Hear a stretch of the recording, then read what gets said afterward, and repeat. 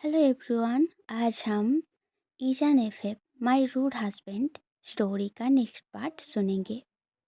Okay, let's start.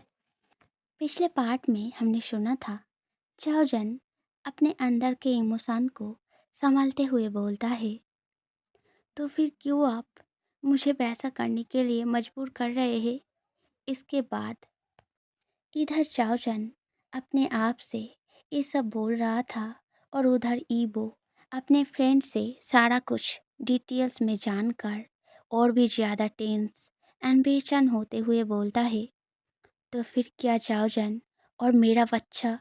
ईबो का बातें पूरा होने से पहले ही ईबो का फ्रेंड उसके कंधे पर हाथ रख के ऐसी करते हुए बोलता है, अरे ईबो तो फिक्र मत कर, तेरे दोस्त ने इतने दिनों तक इससे भी कहीं बुरा कंडीशन स्मूथली संभाला है, तो मेरे रहते तेरा वाइफ और बच्चा बिल्कुल सही सलामत रहेगा, तो फिकर नॉट। ओके।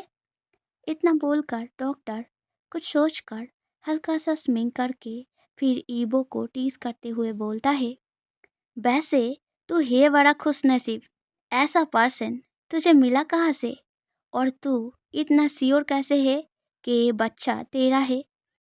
मैंने तो सोचा था तो अच्छे से सब समझ नहीं पाएगा, इसीलिए मैंने डीएनए टेस्ट करने के लिए तेरे वाइफ का एक सिरिंज खून भी निकाल लाया था, पर तेरे कंडीशन को देखकर लग रहा है वो सब वेस्ट है।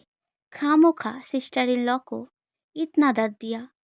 इस बात को सुनते ही ईबो एकदम से वेरी सीरियस वॉइस में बोलता है, किसने बोला डीएनए टेस्ट नहीं होगा, तो जितना जल्दी हो सके डीएनए टेस्ट करके रिपोर्ट को मुझे भिजवा देना। ये सुनकर डॉक्टर बहुत ज़्यादा शॉक्ड होकर बोलता है, पर तूने तो अभी अभी कॉन्फिडेंसली बोला, तो फिर क्या तुझे शक है कि जाओजन। डॉक्टर ने बस इतना ही बोला था, तभी ईबो डीप कोल्ड वॉइस में बोलता है, कभी नहीं हो सकता, मैं मेरे बेबी जाओजन को बहुत अच्छे से पहचानता हूँ, मेरे कैरेक्टर से भी ज़्यादा श्योर मैं मेरे बेबी के कैरेक्टर को लेकर हूँ, तो इस चीज़ का सवाल ही नहीं उठता। मुझे इस बारे में श्योर होने के लिए कोई भी प्रूफ की ज़रूरत नहीं है, बल्कि मुझे इस प्रूफ का मदद चाहिए जिससे मैं बिना कोई प्रॉब्लम के मेरे बेबी के करीब जल्द से जल्द पहुंच पाऊँ। मुझे मेरे जाओजन तक पहुंचना है, उसके लिए मैं कुछ भी करूँगा, कुछ भी। जब और भी कुछ बातें डिटेल्स में डिस्कस करने के बाद डॉक्टर वहाँ से अपने फ्रेंड ईबो को गुड बाय बोल के चला जाता है, तब ईबो अपने बॉडीगार्ड को घर लौट जाने के लिए ऑर्डर करके ज़बरदस्ती उसको घर भेजकर फिर शाहजहां के उस छोटे से घर की तरफ आगे बढ़ने लगता है। कुछ देर बंद दरवाजे के आगे खड़े रहकर फिर अपने हिचकिचाहट को साइड हटाकर ईबो दरवाजे पे बड़े ज़ोर ज़ोर से 2 बार नॉक करता है, पर अंदर से कोई भी रिस्पॉन्स नहीं आता। इस चीज़ को देखकर ईबो एक डीप साई करके फिर लाविंग वॉइस में ज़ोर से बोलता है, बेबी प्लीज़ दरवाज़ा खोलो, मुझे तुमसे कुछ बात करना है। ऐसा करके यही एक ही बात 2 से 3 घंटे दोहराने के बाद भी स्टिल अंदर से कोई भी रिस्पॉन्स नहीं आता देखकर अब ईबो पागल इंसान के जैसा बोलता है, ठीक है, इसका मतलब तुम दरवाज़ा नहीं खोलोगे राइट, पर तुम्हें शायद याद है मैंने क्या बोला था, जब तक तुम मेरे साथ वापस नहीं जाते तब तक मैं भी यहाँ से कहीं नहीं जाऊँगा। मैंने रॉबर्ट को घर भेज दिया है, मैं यही बिना कुछ खाए पिए वेट करता रहूँगा।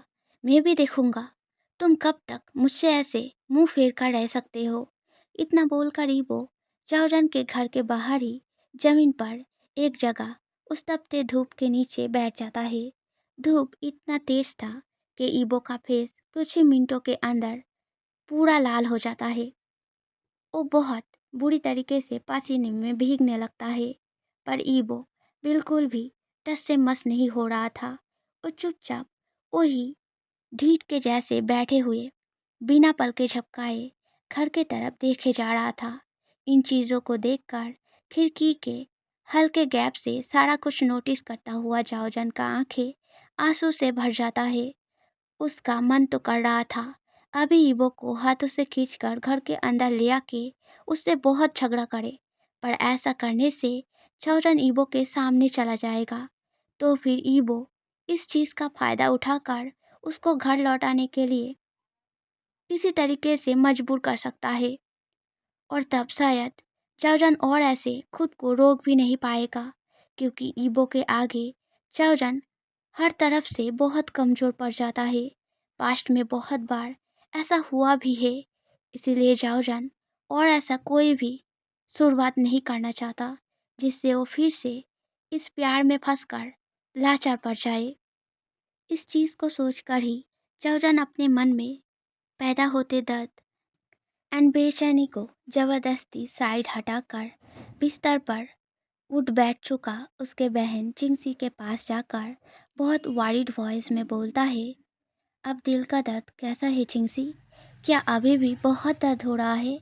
इस बात को सुनकर चिंगसी बड़े क्यूटली आहिस्ता से नाक में सर हिलाकर मुस्कुराते हुए बोलती है, अब मैं ठीक हूँ गागा, मुझे अब कोई भी दर्द नहीं हो रहा है। तो प्लीज़ मुझे हॉस्पिटल मत भेजो, वो जगह बहुत गंदा है। मुझे तुम्हारे साथ यहाँ रहना है। प्लीज़ गागा, मैं वहाँ नहीं जाऊँगा। इस बात को सुनकर जाओजन जेंटली मुस्कुराकर चिंगसी के बालों को संवारते हुए हमें सर हिलाकर बोलता है, तुम चिंता मत करो चिंगसी, अब से लेकर जब तक हम मम्मा के पास पहुँच नहीं जाते तब तक तुम मेरे पास ही रहोगे। मैं और तुम्हें मुझसे दूर हॉस्पिटल में नहीं भेजूंगा, चाहे कुछ भी हो जाए। इतना बोलकर चौरन खोए खोए मन में सैडली कुछ सोच रहा था। तभी चिंगसी एकदम से चौरन के गले को टाइट से हक करके खुशी से झूमते हुए बोलने लगता है, क्या हम सच में मम्मा से मिलने जा रहे हैं काका? पर आपने तो बोला मम्मा भगवान के पास चले गए हैं, तो फिर क्या हम भी मम्मा से मिलने भगवान के पास जाएंगे? पर हम कब जाएंगे? चलो ना अभी चलते हैं। मम्मा को कितने दिन नहीं देखा, मुझे उनके बहुत याद आता है। क्या तुमको मम्मा की याद नहीं आता गगा? मम्मा का बात बोलते हुए चिंगसी का आंखें आंसू से भर रहा था, जिसको देखकर जाओजन चिंगसी के आंखों को पोंछते हुए क्राइंग वॉइस में बोलता है, अभी नहीं चिंगसी, अभी थोड़े दिन और बाकी है। जब मेरा ये बीमारी बहुत बढ़ जाएगा और यहाँ पे बहुत ज़ोर ज़ोर से दर्द होने लगेगा, तब हम भगवान के पास जाएंगे, उसके पहले नहीं, ठीक है? ये बात बोलते हुए जाओजन अपने बेबी बेली पर हाथ रखता है। उसे मन में थोड़ा बुरा लगता है, क्योंकि उसे उसके बेबी को एक बीमारी बोलना पड़ा। अगर उसके बस में होता तो शायद जाओजन इस बच्चे को इस दुनिया में लाकर एक अच्छा ज़िंदगी देने का कोशिश करता। अपने बहन का इलाज कंप्लीट करवा के तीनों मिलकर खुशी से जीने का थोड़ा सा कोशिश करते, पर इसका कोई भी पॉसिबिलिटी नहीं है। एंड जाओजन के पास और थोड़ा सा भी पैसा नहीं है। अभी जितना पैसा जाओजन के पास है, उसके सहारे जाओजन जैसे तैसे अपने बहन को बस कुछ खाना खिला पाएगा, वो भी बहुत मुश्किल से। इस एक वजह से जाओजन खुद प्रेग्नेंट होने के बावजूद भी जितना हो सके खाना स्किप करता रहता है, जिसके वजह से उसके पेट में जो दर्द होता रहता है उसका तुलना दुनिया के किसी भी दर्द से किया नहीं जा सकता। चौजन अपने मन में सैड होकर अपने बच्चे से माफ़ी मांगते हुए बहुत कुछ बोले जा रहा था। तभी चिंगसी चौजन के पास से उठ खड़ा होकर जाकर खिड़की खोल देता है, जैसा कि वो हमेशा रोज़ सुबह करता है, क्योंकि यही एक जरिया है जिसके मदद से वो बाहर का सब कुछ बहुत अच्छे से देख पाता है। दरअसल उसके बीमारी के वजह से उसका कोई भी एक्स्ट्रा मूवमेंट उसे आधे दिन के लिए बेहोश कर देता है।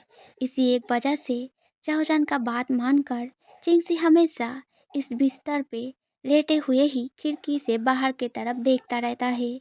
बाहर जो सब पंछी आकर घूमता फिरता है, उनके तरफ देख के खिलखिलाकर मुस्कुरा उठता है।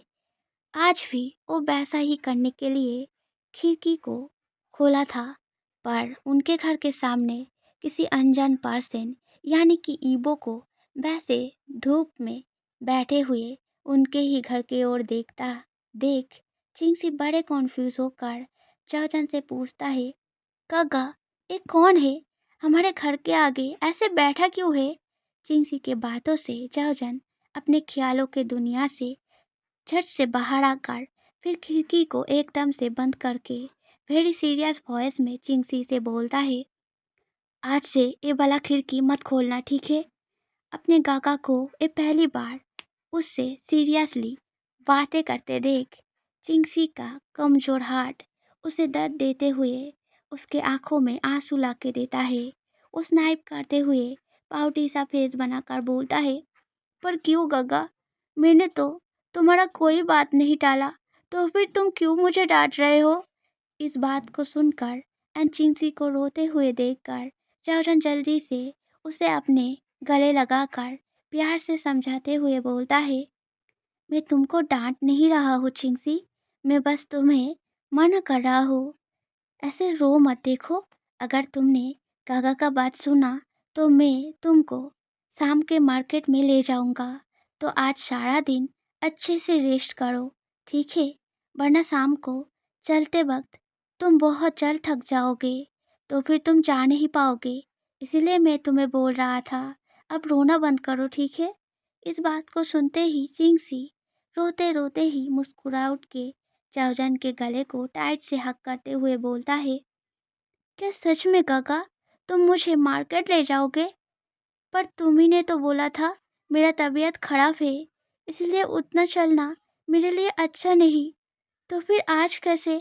चाओजन चिंगसी के सिर पर हाथ फिराते हुए जेंटल वॉइस में बोलता है, तुम्हें जाने का बहुत मन होता है ना, इसलिए मैंने सोचा सिर्फ एक बार जाने से कुछ नहीं होता, और शाम को गर्मी भी थोड़ा कम होगा तो तुम शायद जा पाओगे, पर उसके लिए तुम्हें आज सारा दिन रेस्ट लेना होगा। चाओजन ये सब बोल ही रहा था, तभी अचानक से बिजली चला जाता है एंड चाओजन का अंधेरे का ट्रॉमा उसे चौंका देता है। चिंगसी को अपने गागा के इस डर के बारे में बहुत अच्छे से पता था, इसीलिए वो एक बड़े इंसान की तरह एश्योर करते हुए बोलता है, डरो मत काका, मैं हूं ना यहाँ। अगर हम खिड़की खोल देंगे तो रोशनी हो जाएगा, रुको मैं अभी। ऐसा बोलते हुए चिंगसी आगे बढ़ के खिड़की खोल देता है, जिसके वजह से थोड़ा सा रोशनी तो हो जाता है, पर बाहर वेदर खराब होते रहने के वजह से वो हल्का रोशनी भी धीरे धीरे मिटने के कगार पर आ जाता है। इस चीज़ को देखकर चिंगसी चाओजन की तरफ देखकर बोलता है, काका, लगता है बारिश होने वाला है, पर वो आदमी अभी भी वैसे ही वहाँ बैठा है, क्या वो पागल है? इस बात को सुनकर जाओजन अब कॉन्सर्न होकर खिड़की के पास आके बाहर ईबो के तरफ देखता है। उसे दिखता है बाहर बहुत जोर जोर से हवा चल रहा है, बहुत ज़्यादा धूल उड़ रहा है, आसमान का हालत अच्छा नहीं है, किसी भी वक्त बहुत जोर जोर से बारिश होना शुरू हो जाएगा। पर ईबो फिर भी वैसे ही ढीठ के जैसा वही चुपचाप बैठा है। अब जाओजन को बहुत ज़्यादा इरिटेट लगने लगता है। वो चिंगसी के कान में कुछ बोलता है, जिसको सुनकर चिंगसी थोड़ा सा कॉन्फ्यूज होकर फिर खिड़की से जोर से चीखते हुए बोलता है, बहुत जल्द बारिश आने वाला है। ईबो काका, आप वापस चले जाइए, ऐसे में बाहर रहना ठीक नहीं, आपका मॉम चिंता करेंगे। चिंगसी का आवाज़ सुनकर बाहर तूफान के बीच चुपचाप जमीन पे बैठा ईबो थोड़ा शॉक्ड होकर बंद दरवाजे के तरफ से नजरें खिड़की के तरफ घुमाता है एंड वह चिंगसी को एंड साथ ही साथ किसी पर्सन को साइड हट जाते देखकर हल्के से मुस्कुराते हुए बोलता है, कोई बात नहीं चिंगसी, मुझे कुछ नहीं होगा, तुम अपने गागा को बोलो मेरे बारे में चिंता ना करे, मैं ठीक हूँ। ईबो ने इतना बोला ही था, तभी एक जोर का बिजली कड़कता है, जिसकी आवाज़ से चाओजन, चिंगसी एंड बाहर बैठा ईबो भी थोड़ा स्टार्टलेट होकर उठता है। बिजली कड़कते ना कड़कते ही जोर जोर से बारिश होना शुरू कर देता है। अब इस चीज़ को देखकर चाओजन एकदम से बहुत ज़्यादा गुस्सा होकर खिड़की को बंद करके अपने कीपैड वाले फ़ोन के लाइट को जलाकर बिस्तर पे रख के चिंगसी को बहुत प्यार से समझाते हुए बोलता है, मैं थोड़ी देर के लिए बाहर जा रहा हूँ, तुम यहाँ चुपचाप बैठे रहना, ठीक है? चिंगसी ओबिडियंटली हमें सर हिलाकर फिर बिस्तर से जाओजान के फ़ोन को उठाकर उस पे जो गेम था उसको खेलने लगता है। एंड जाओजान घर के एक जगह पर रखा एक छतरी लेकर घर से बाहर निकल के सीधे ईबो के पास जाके खड़ा होकर गुस्से भरे इमोशनलेस वॉइस में बोलता है, यहाँ क्यों आए हैं आप? ये सब करके अब क्या साबित करना चाहते हैं? जमीन पर बैठा पूरी तरीके से बारिश में भीग चुका ईबो ऊपर जाओजान की तरफ देख के मुस्कुरा उठकर बोलता है, मैं माफ़ी चाहता हूँ, प्लीज़ मेरे साथ घर वापस चलो, कम से कम हमारे बच्चे और चिंगसी के खातिर ही सही, प्लीज़ बेबी। इस बात को सुनकर जाओजान अभिमानी वॉइस में बोलता है, इसका मतलब वो डॉक्टर आपने भेजा है, मुझे लगा ही था। फिर से एक बार मेरा मदद करने के लिए बहुत बहुत शुक्रिया, पर प्लीज़ अब यहाँ से वापस चले जाइए। इतना बोलकर जाओजान ईबो को वो छतरी देकर फिर पीछे मुड़ के घर के तरफ पैर बढ़ाता है। तभी ईबो जाओजान का हाथ पकड़ के रोक कर उठ खड़ा होके बोलता है, अगर मैं कहूँ मैं नहीं जाऊँगा, यहाँ सारी रात इस बारिश में भीगता रहूँगा, तो फिर क्या तुम छतरी के जैसे मुझे घर के अंदर रहने का जगह भी दे दोगे बेबी? जजन पीछे न मुड़ के ही हाथ को मरोड़ते हुए इबो के पकड़ से छुड़ाने की कोशिश करते करते नाराजगी भरी वॉइस में बोलता है, कभी कुछ आसानी से मिलने पर उसका अहमियत कम हो जाता है। ये मुझे आपने बहुत अच्छे से सिखा दिया है, तो मैं दोबारा ऐसी गलती दोहराने का भूल नहीं कर सकता। इसलिए मैं बोल रहा हूँ, लौट जाइए ईबो। यहाँ पर रह के ऐसे ये सब कुछ करके कोई फ़ायदा नहीं, क्योंकि मुझे और आपके मनमानी में नहीं फंसना। तो प्लीज़ मुझे और मत सताइए। इस बात को सुनते ही ईबो एक जिद्दी पर्सन के जैसा जाओजान को उसके करीब खींचकर उसको टाइट से हक करते हुए जाओजान के गर्दन पे क्लिंजीली स्नैगल करते हुए क्राइंग वॉइस में बोलता है, मुझसे गलती हो गई, मैंने बोला ना, यही बात यहाँ यूं ही खड़े खड़े मैं 100 200 तुम बोलो तो हजारों बार दोहराऊंगा, पर प्लीज़ मुझे माफ़ कर दो बेबी। मैं तुम्हारे बगैर नहीं जी सकता। मैंने ये 3 महीना कैसे गुजारा है ये सिर्फ मुझे पता है। वो जीवन मेरे लिए नरक से कम नहीं था। मेरे साथ वापस चलो। मॉम ने हम दोनों का शादी देने का वादा किया है मुझसे, और अब तो हमारा छोटा सा बेबी भी आने वाला है। क्या हमारे बेबी की खातिर उसके पापा को तुम माफ़ नहीं कर सकते? इन सभी बातों को सुनकर कमजोर पड़ने लगा जाओजान ईबो के हगिंग हाथों पर थप्पड़ मारते हुए रोते रोते जोर जोर से बोलने लगता है, अब जिस बेबी का बात बोल रहे हो उसका किस्मत बहुत खराब है, जो उसे मुझ जैसा माँ और आप जैसा पापा मिला है। इसलिए इस दुनिया में आने से अच्छा उसका मर जाना ही सही रहेगा। इस बात को सुनकर ईबो एकदम से गुस्सा होकर बहुत जोर से साउट करके बोलता है, जाओजान।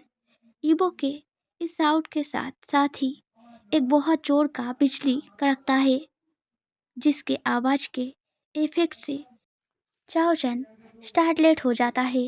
इस चीज़ को देखकर ईबो जाओजान को घुमाकर अपने सीने में छुपाते हुए प्यार से उसके सिर पर सहलाते हुए बोलता है, डरो मत बेबी, मैं हूं ना यहाँ।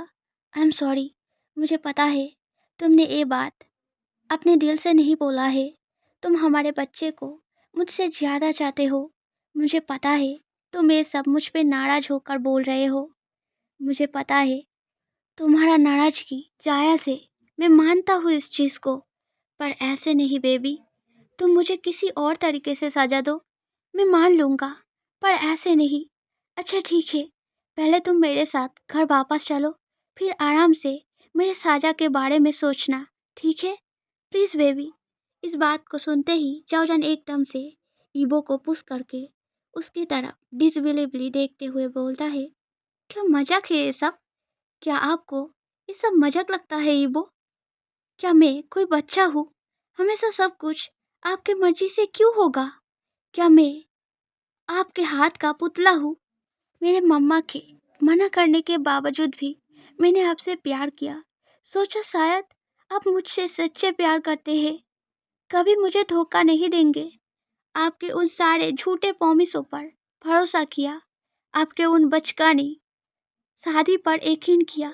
इतना सब कुछ तो किया, पर बदले में आपने क्या किया? मुझे हर तरफ से टूट कर बिखार दिया। आपके किए गए हर एक वादे को बहुत अच्छे से पैरों तले फेंक कर कुचला है आपने।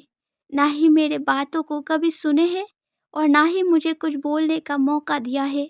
मेरे आंखों के सामने उस बायलू नाम की लड़की के साथ वो सब कुछ किए ताकि मुझे दर्द हो।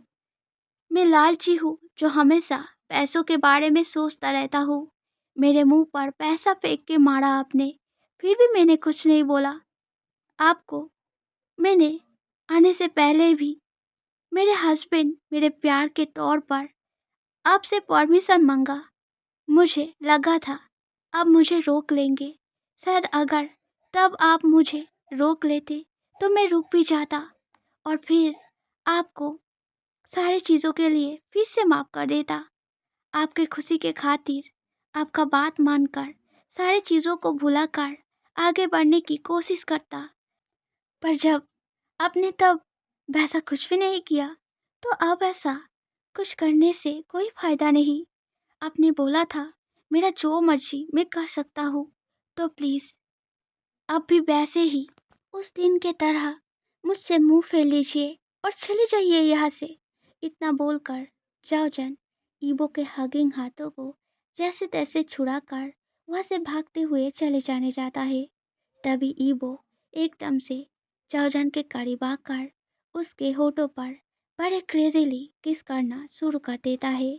ईबो का एक किस से जाओजन को बांधने की एक आखिरी कोशिश और जाओजन को फिर से न खो दे उसी चीज़ों का रिफ्लेक्शन झलक रहा था।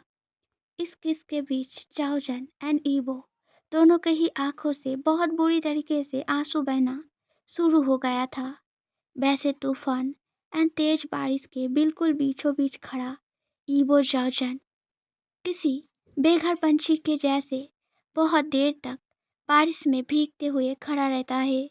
ईबो जो कि जाओजन को रोकने के लिए अपना दिलो जान लगाकर जाओजन को किस किए जा रहा था एंड अब तक पूरी तरीके से अपना सुध बुध खो चुका था।